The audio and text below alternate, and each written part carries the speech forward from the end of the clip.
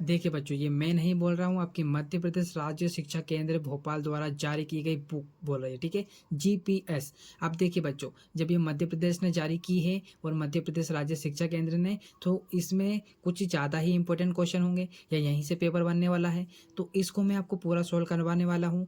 आप बस मेरे साथ बने रहिएगा। और अगर आपको ये वीडियो अच्छा लगता है, अगर ये सारे क्वेश्चन मैं जितने भी करवाने वाला हूँ अगर आपको समझ में आते हैं, तो आप मेरे channel career institute by Radhe sir को सब्सक्राइब कर सकते हैं और अपने दोस्तों के पास भी शेयर कर सकते हैं। तो चलिए हम आज स्टार्ट करने वाले हैं इस बुक के चैप्टर 1, या हिंदी में बोल सकते हैं अध्याय 1, जो आपका दिया है परिमेय संख्या। देखिए परिमेय संख्या क्या होती है मैं आपको बता देता हूँ। तो देखिए बच्चों, यहाँ पर आपका परिमेय चैप्टर निकाल लिया है मैंने। अब देखिएगा, परिमेय से रिलेटेड ही आपसे यहाँ से जो आपका चैप्टर अध्याय 1 है, इसमें इसी के ऊपर आपकी पूरी बात होगी, ठीक है। तो देखिएगा, मैंने आपको परिमेय संख्या पूरे अच्छे से कंसेप्ट समझाकर, पूरी जब हमने एनसीईआरटी बुक पढ़ी थी उसमें सब कुछ अच्छे से बताया है बच्चों। आज हम सिर्फ जो आपकी प्रश्न बैंक है, इसके question answer IMP most IMP question है उनको बनाने वाले, ठीक है। मैं आपको सही विकल्प, क्वेश्चन आंसर जो भी इस बुक के अंदर होगी वो मैं सब आपको सोल्व करवाने वाला हूँ, ठीक है बच्चों। तो चलिए हम स्टार्ट करते हैं इसको, ठीक है। देखिएगा, सबसे पहले आपको क्या दिया है, प्रश्नों को पढ़कर दिए गए विकल्पों में से सही उत्तर चुनकर लिखिए। सही, अब यहाँ पर क्या दिया है आपको, यहाँ पर कथन दिए हैं 4, ठीक है। देखो, शून्य से रिलेटेड है, मतलब जीरो से रिलेटेड है ये। अगर आपको इसका कंसेप्ट पता होगा तो इसको कुछ भी नहीं है, इसमें आप आराम से बना सकते हैं, ठीक है। तो देखिएगा, नहीं आता है तो मैं बताऊंगा आपको, ठीक है। चलिए देखते हैं। शून्य के लिए निम्नलिखित में से कौन सा कथन सत्य है, मतलब शून्य को याद रखते हुए आपको बताना है कि इसका कथन सत्य कौन सा है। देखिएगा, परिमेय संख्याओं के योग के लिए तत्समक। अब देखिए बच्चों, तत्समक क्या होता है, तत्समक का मतलब आपका ये होता है कि किसी भी संख्या को, जैसे मैं यहाँ लिख लेता हूँ, ठीक है, यहाँ अगर मैं 1 लिखता हूँ तो इसमें ऐसी कौन सी संख्या यहाँ पर प्लस करूँ कि मुझे वापस 1 ही मिल जाए। आप बताइएगा, ऐसी कौन सी संख्या है इस 1 में मैं प्लस करूँगा और वापस मुझे 1 ही मिल जाए। तो ऐसी सिर्फ एक ही संख्या हो सकती है, वो कौन सी, शून्य। तो ये हमारा हिंट दिया था यहाँ पर, हम इसको समझ सकते हैं। अब देखो यहाँ पर दूसरा दिया है, परिमेय संख्याओं के लिए घटाने के लिए तत्समक। अब देखो बच्चों, मैं यहाँ माइनस का निशान लगा देता हूँ, तो क्या एक में से कुछ माइनस होगी, क्या नहीं। तो यहाँ पर सिर्फ लॉजिक किसका लग रहा है आपका, योग का। योग का मतलब क्या होता है बच्चों, प्लस। ये थोड़ा सा ध्यान रखिएगा, योग का मतलब क्या होता है, प्लस होता है। परिमेय संख्याओं के गुणन, अब यहाँ पर गुणा तो कर ही नहीं सकते, ठीक है। और क्या है बच्चों, और क्या है, देखो, और है आपका परिमेय संख्याओं के गुणन के लिए, ये हो गया आपका परिमेय संख्याओं के विभाजन के लिए। तो इसमें सारे आपके ऑप्शन नहीं लग रहे, सिर्फ एक लग रहा है, कौन सा, योग वाला। क्योंकि इस संख्या में हम अगर 0 प्लस कर लेते हैं, क्या करते हैं बच्चों, देखो 1 में अगर मैं प्लस करता हूँ 0, तो मुझे क्या मिल जाएगा, 1 मिल जाएगा, ठीक है। और यही इसका क्या हो जाएगा, आंसर हो जाएगा। तो पहले का आंसर आप यहाँ पर भी देख सकते हैं, क्या है, ए मतलब परिमेय क्या है, परिमेय संख्याओं के योग के लिए तत्समक। इतना आपको समझ में आ गया बच्चों। चलिए हम आगे बढ़ते हैं, आप बनाते हैं दूसरा। देखिए बच्चों, दूसरा क्या दिया है आपको, ये दिया है आपका दूसरा, क्या दिया है, 2/3 की समतुल्य परिमेय संख्या कौन सी है। अब आपको अगर समतुल्य का पता होगा, समतुल्य क्या होता है मैं आपको समझा देता हूँ। देखिएगा, देखिए बच्चों, समतुल्य का मतलब क्या होता है, यहाँ मैं ये संख्या जो दी है वो संख्या यहाँ लिखता हूँ, 2/3 लिखा मैंने। अब यहाँ पर मैं कोई सी संख्या लिख लेता हूँ, क्या कौन सी संख्या, ये लिख ली मैंने, 4/6, ठीक है, ये संख्या लिखी।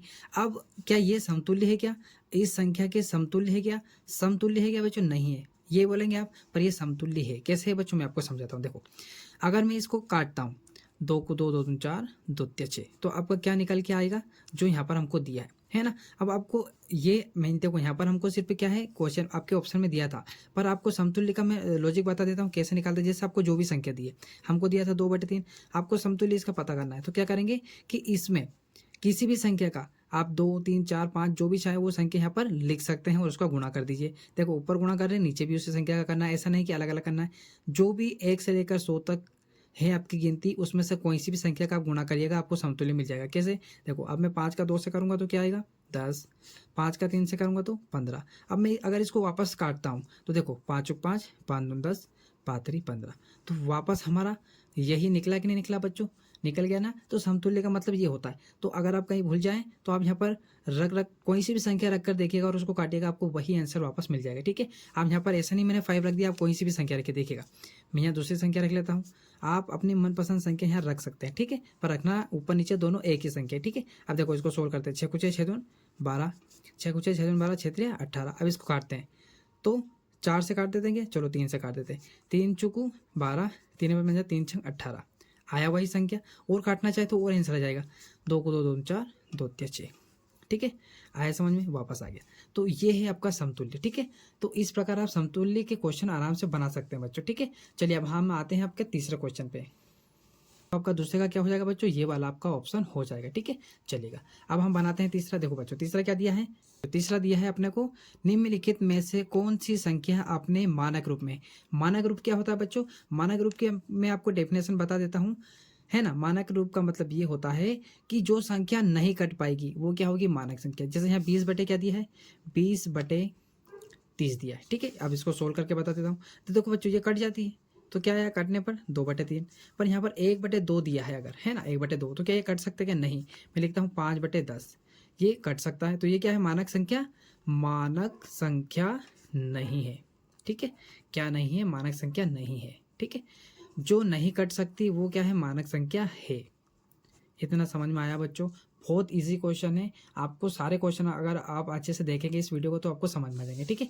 तो इनमें से आप बता सकते हैं, आप अपनी मर्जी से खुद सेल्फ आप बता सकते हैं कि कौन सा मानक रूप होगा। देखो ये नहीं कट रहा है तो ये मानक रूप है, ये कट रहा है 3 × 3, 3 दूनी 6, 4 एकम 4, ये देखो 2 से पूरा कट जाएगा, 2 × 2 = 4, 2 × 5 = 10, ये कट रहा है, ये भी कट रहा है, पर ये नहीं कट रहा है, इसलिए इसका आंसर क्या होगा, ये होगा। आया आपको समझ में। चलिए अब हम बनाते हैं चौथा क्वेश्चन। देखिए बच्चों चौथा क्या दिया है, एक 7/2 मीटर लंबाई वाले कपड़े में से 5/3 मीटर कपड़ा काटने पर कितना कपड़ा शेष बचेगा। मैं अगर यहाँ पर ये बोल देता कि मेरे पास 10 रुपये है, मैं 5 रुपये किसी और को दे देता हूँ, तो मेरे पास कितने बचे, 5 रुपये। कैसे पता चला, हमने उसको क्या कर दिया, माइनस। तो उसी प्रकार यहाँ पर लॉजिक लगाना, कुछ नहीं करना है। देखिए बच्चों आपको लैंग्वेज अच्छे से समझ में आती है, अगर लैंग्वेज आप अच्छे से समझ जाते हैं क्वेश्चन की, तो आप उसमें आराम से बना सकते हैं उसको, ठीक है। कैसे, देखो अब यहाँ पर कुछ नहीं बोला है कि 7/2 कपड़ा है, उसमें से 5/3 क्या कर दिया, काट दिया, काट दिया मतलब क्या हो गया, माइनस कर दिया, ठीक है। तो इसको हम माइनस कर लेते हैं। तो देखो कैसे करेंगे माइनस, हमको क्या दिया है बच्चों, देखो बच्चों हमको दिया है 7/2 और इधर दिया है 5/3। अब हमको बोला क्या है, कपड़ा कम करने का मतलब माइनस करने का, तो माइनस का निशान लगाओ। अब यहाँ पर क्या होगा, एलसीएम निकालना पड़ेगा, तो 3 और 2 का एलसीएम निकालेंगे तो क्या आएगा, 6 आएगा। नहीं आता है तो मैं यहाँ बता देता हूँ, 2 और 3, तो देखो 2 एकम 2, क्या बचा 3, 3 एकम 3 हो जाएगा, ठीक है। तो इनका गुणा करेंगे तो क्या आएगा, 6 आएगा। आ गया समझ में। चलो देखो बच्चों, अब 2 से 6 में भाग देंगे तो 2 या 3 आया, 3 का आपको 7 में गुणा करना है, और ये माइनस का निशान मैं इस पर गोला भी बना देता हूँ। फिर देखो 3 से 6 में भाग दो तो क्या है, 3 × 3 3 दूनी 2 आएगा, और 2 का आपको इस 5 से गुणा करना है, ठीक है।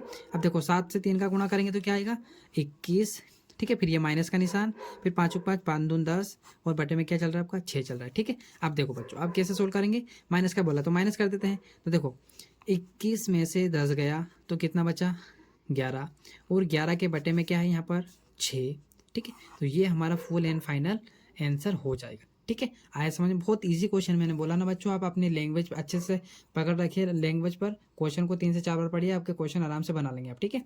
तो चलिए अब हम बनाते हैं इसका 5वां क्वेश्चन, जो कि इससे भी ज़्यादा सरल है। देखिए बच्चों 5वां क्वेश्चन क्या दिया, एक आयताकार भूमि की लंबाई 17/2 मीटर है और चौड़ाई कितनी है, 13/2 मीटर, है ना। भूमि का परिमाप कितना होगा, ठीक है। क्या बताना है, परिमाप बताना है। अब परिमाप क्या होता है, आयतन क्या होता है, मैं बता देता हूँ बच्चों, देखिएगा आपको।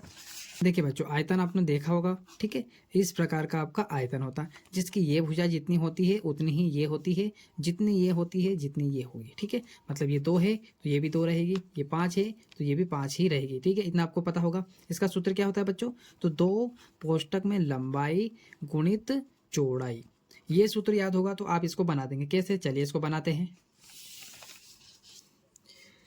तो हमको क्या दिया है, 17/2 और यहाँ पर 13/2 दिया है। भूमि का परिमाप कितना होगा, ठीक है। तो चलिए इसको निकाल लेते हैं।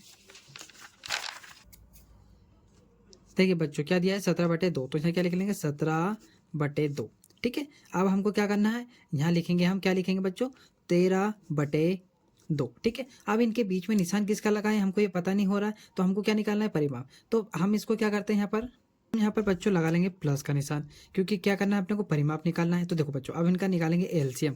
तो एलसीएम क्या आएगा आपका, देखिएगा आपका एलसीएम हमारा आएगा यहाँ पर आपका 2, क्योंकि दोनों सेम जगह है ना, दोनों जगह पर क्या है आपका सेम है। अब देखो 2 से 2 में भाग देंगे तो कितनी बढ़ जाएगा, एक बार, एक का हम 17 से गुणा करेंगे तो क्या आएगा आपका, 17 ही आएगा। फिर आपका प्लस का निशान, फिर 2 से 2 में भाग देंगे तो कितनी बढ़ जाएगा आपका, 2 बार जाएगा, मतलब सिर्फ एक बार ही जाएगा, है ना। मतलब 2 से 2 में भाग देंगे तो कितनी बार जाएगा, एक बार। और उस 1 का गुणा हम 13 से करेंगे तो क्या आएगा आपका, 13 ही आएगा। ठीक है, आया इतना समझ में।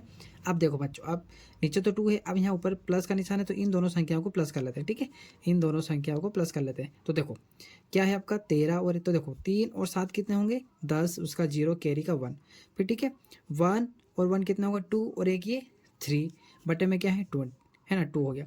अब देखो बच्चों ये तो आ गया, अब यहाँ हमारा सूत्र लगाना पड़ेगा, कौन सा, 2 लंबाई, है ना, गुणित चौड़ाई। तो हमने ये जो है आपका, ये हमारे कोष्ठक के अंदर हम चाहे तो यहाँ लिख सकते हैं, क्योंकि हमने लंबाई चौड़ाई यहाँ पे निकाल ली है आपकी, कौन सी, 30/2। ठीक है, अब हम यहाँ सूत्र में रख देते हैं, तो 2 आपका ऐसे रहेगा, ठीक है, 30/2 ऐसा का ऐसा रहेगा। ठीक है, अब देखो इसको हम क्या कर सकते हैं, ये काट सकते हैं, तो 2 से 2 आपका कट जाएगा, बचेगा क्या बच्चों, सिर्फ 30 बचेगा, और यही हमारा क्या हो जाएगा, आंसर हो जाएगा। ठीक है, आया समझ में, बहुत इजी क्वेश्चन है। तो इस प्रकार हमने ये आपके जो 5 ऑप्शन दिए थे इसके, ये ऑप्शन हमने कंप्लीट कर लिए हैं, बहुत आसान है ये। अब हम जो नेक्स्ट वीडियो रहेगा बच्चों, उसमें मैं आपके जितने भी क्वेश्चन रहेंगे इसके, वो क्वेश्चन मैं आपको करवाने वाला हूँ। ठीक है, तो ये आज हम स्टार्ट किए हैं बच्चों, आप देखिएगा आपको कैसा लगता है ये वीडियो, और आप कमेंट करके ज़रूर बताइएगा कि आपको ये वीडियो कैसा लगा। अगर अच्छा लगता है तो प्लीज़ सब्सक्राइब जरूर कर लीजिएगा, ताकि ऐसे ही वीडियो, ये सीरीज में आपको सारे वीडियो मिल जाए। ठीक है, थैंक यू फॉर वॉचिंग।